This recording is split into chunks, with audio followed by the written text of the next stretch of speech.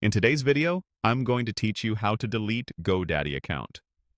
By the end, you'll know exactly where to click and what to expect, so you can close your account confidently and avoid common hiccups. Before you start, a quick heads up. If you still have active products, domains, or outstanding balances, GoDaddy may prevent closure until those are resolved. It's also smart to back up any data you might need later, and consider transferring domains you want to keep elsewhere. Begin by opening your browser and heading to Google. Type GoDaddy and open the official GoDaddy website.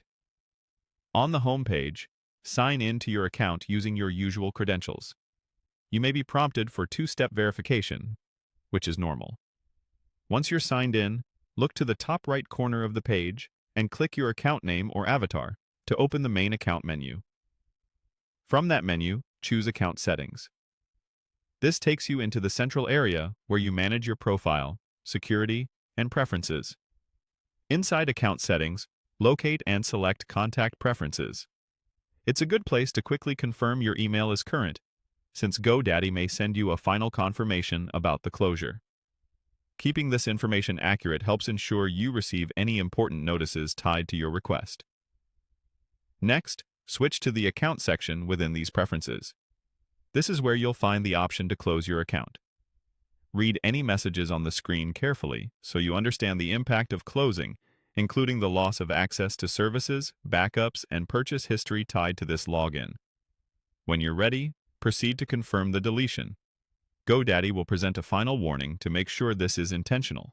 Take a moment to review it.